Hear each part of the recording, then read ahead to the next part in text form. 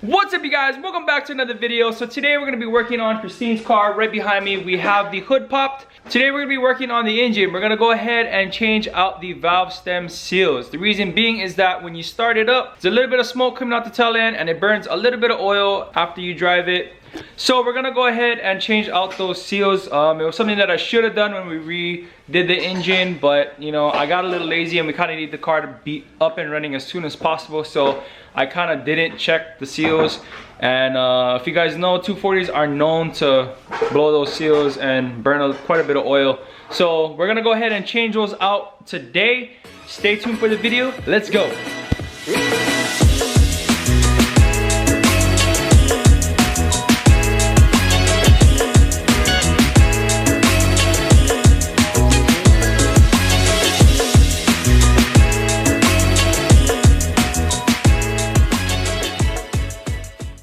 So we're gonna go ahead and I'm actually gonna remove the hood just so that way we get a little bit more clearance to work with.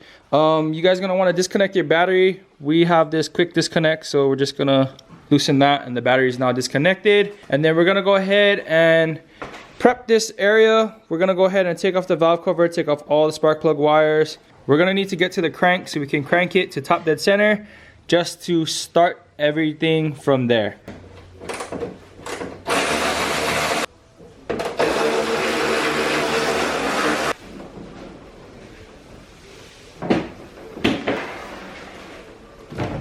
Alright, so the hood is off. I just set it to the side over there. Don't mind the garage, it's a mess. You know, this is a big project. We got like 20 projects going on at once on this car.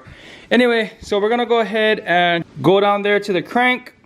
First, let's pull out the spark plugs, and then we're gonna go down to the crank, put it to top dead center, and then we can start taking all of this apart.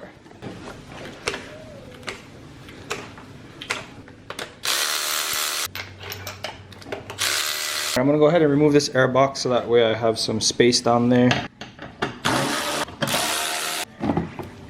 Okay guys, so the way to check your top dead center is you take out all your spark plugs just like this.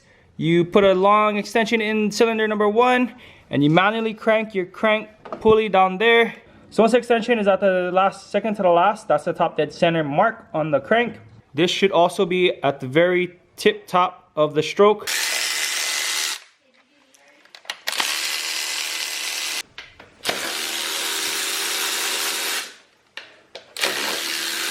Okay, now we're gonna pull off the valve cover, just like that. Take off the... Damn, this head is clean. Like in a bad way? No, like in a good way. Look how clean this head is. You can tell if it's top dead center as well if the lobes on the cams are pointing opposite of each other. Okay, so I'm gonna take off the distributor cap so that way we can find the rotor. So the way that I'm gonna mark it is you want your rotor to be right at cylinder number 1 or even just a little bit before. But if your timing is correct, you're gonna wanna just mark it with a pen so that way when you put the distributor back in, it'll be timed correctly. So I'm just gonna use this notch right here. That way when we put it back in, we know to line up this notch with this mark. So you're also gonna wanna remember the placement because you can spin the distributor just like this. So I know that mine was in the center. You can mark it or just remember. I'm gonna just remember because I know where it is and I know how to time it. But if you don't know, just make sure you make another mark up here. So when you pull it out, you just wanna pull it straight out towards you. This is the reason why you mark it, because when you pull it out, it's gonna move. So what you could do is, if you remember that this is the timing mark that you want it to line up when you put it in, you could also mark the position of the rotor for where it is for when you slide it into the actual car. So a lot of misconception when you put in the distributor in, a lot of people think that you're supposed to line it up with this dowel mark right here or this dimple mark. But in actuality, you want it to line up with this dowel pin right there, kind of like this. So if you see, this is how we pulled it out. That line matches up. And then when you put it in, it's supposed to end up on top of that mark, which is where that line matches up right there. So don't put it in like this, because if you put it in like this, it's gonna spin and it's gonna end up off timed. So you're gonna place this someplace that no one's gonna touch it, because you don't want nobody to play around with this, spin the rotor, especially if you didn't do your markings. The next what we're gonna do is we're gonna go ahead and take off this front timing cover over here, this top half of the cover. In order to do that, there's gonna be a whole bunch of 12s, I think a couple of 10s as well. So just go ahead and work your way around. There's gonna be a couple hidden ones. There's different size bolts for different spots. So make sure that you keep them in order of the way that you take them off, and remember where they go, because you don't want to strip any of the threads out. Let's just say you put a bolt that's too short or a bolt that's too long, you're gonna strip out the threads. So try not to mix up your bolt.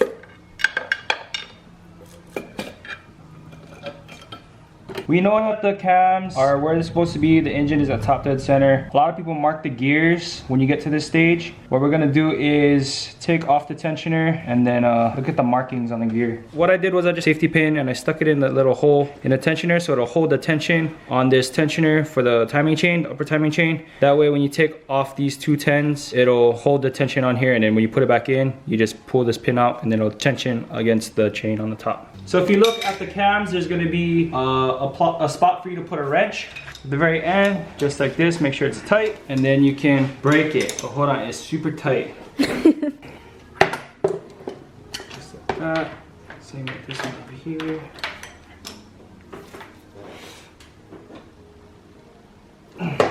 You're gonna wanna keep your bolts and your cam sprockets the same side because they are different.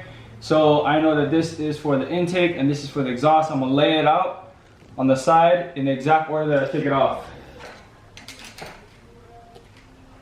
Okay guys, so what we're gonna do right now is we're gonna remove the cams. What you wanna do is you wanna work your way from the outside to the inside, and you wanna just slowly undo these. You don't wanna remove the bolt off at one time. You're gonna slowly, so you're gonna crack the bolts all at one time, and then you're gonna do like 2 or 3 turns each bolt until it's all the way off. That way you don't warp the cam. So we're gonna start with the exhaust side. We're just gonna go ahead and crack these.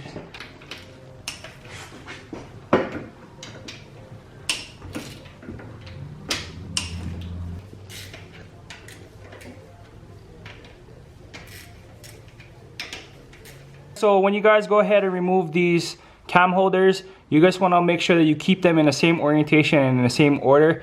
So luckily on top of this car, I'm not too sure if yours will be, but if you notice there's a stamp on it. So E, E2, as well as there's a little arrow pointing towards the front of the engine.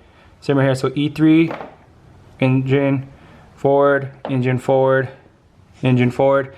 So this is for the exhaust side. That's what the E stands for. And then on that side, it'll have the I. So once you get those off, you can go ahead and take your cam off. If it doesn't want to just pop off, all you do is you take your wrench again, you twist it until it wants to come free.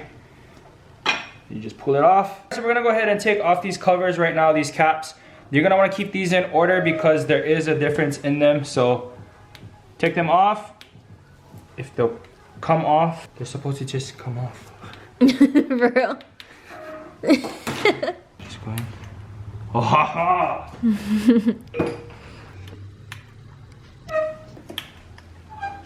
Okay guys, so what you're gonna do is you wanna take some rope and you're gonna shove it down the spark plug. You're gonna shove a good amount down there because you're gonna crank the crank until the piston reaches top dead center and it smashes against the valve. That way you can go ahead and take off the keepers and the retainers and take the spring off without having to take the head off.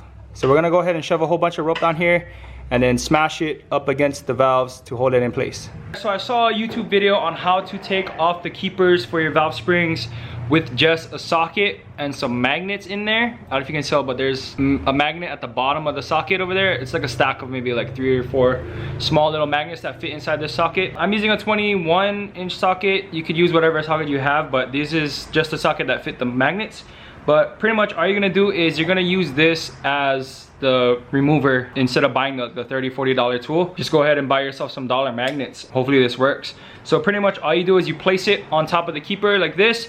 You pound it with a hammer and then the keepers will fall out and get stuck to the magnet at the bottom of the socket, which is pretty much exactly the same thing that the tool does for you. So yeah, so we're gonna go ahead and try this out. So as you can see, I have the rope down in cylinder number 1. So you're gonna work with these 4 valves in the front. You're gonna wanna place your socket on the top of the cover for the spring, just like this. And then you're gonna tap it with a hammer, or you're gonna whack it with a hammer pretty hard. And then the small little keepers should fall out and get stuck to the magnet. I just put this little open end here so I could hold it as a handle, just like that, because it's kind of hard to hold it with just the extension like this. So I'm gonna go ahead and place the camera down and see if this works.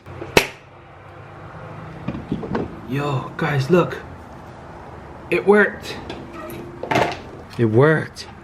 So now you just gotta go ahead and grab that seal that's on the valve down there, that little black thing. You wanna pull that out. I'm gonna be using one like a hose pliers. So I have my seals soaking in oil over here. This is supposed to lubricate them and help them to seal a little better. I'm assuming that they like swell just a little bit to get a tighter fit around the valve and not damage the seal as you put them in. So you're just gonna go ahead and take one of these and place it in there. So this is what I'm using. This is like a hose clamp plier. The ends are bent like that to grab like smaller hoses, but they fit perfectly around the seal. So I'm using this as a plier, plus it's like a needle nose. I'm pinching it and then I'm squeezing it and then I'm just pulling it up. Then you're gonna wanna take one of your seals and you're just gonna place it on the valve like that. You're gonna push it all the way down to the bottom. I'm gonna take a 10mm socket because it fits perfectly. I'm gonna push it till I can't push it no more. And then I'm gonna go ahead and tap it just lightly so that it fully seats on the bottom. You're gonna wanna reinstall everything.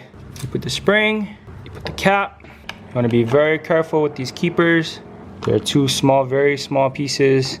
Now to reinstall them, I'm just gonna take the same socket with the magnets in it, and then I just cut a little bit of this foam out, or a sponge, and then I'm just shoving it into the socket with a little bit sticking out the end. And this is gonna hold the keepers in place while we hit it with a hammer, and then it's gonna push it over the valve and seat it. So just so you see, this is what it looks like when it's seated.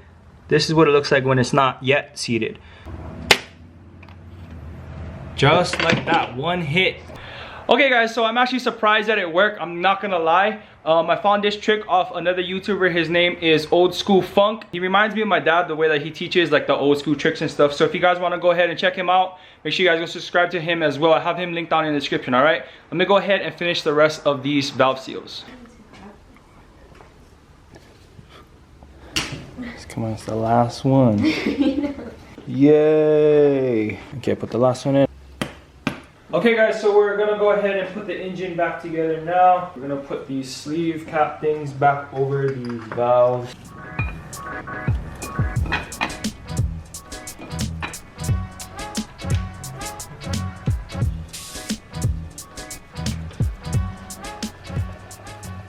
So I just cleaned up the upper timing chain cover and where all the old gasket was, and then now we can go ahead and put this back together.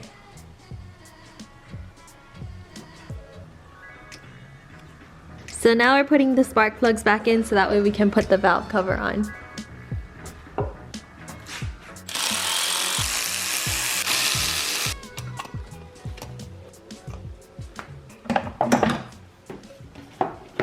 Okay, we're gonna try to start it. Everything's back together. Let me go ahead and tighten this down. Let's go.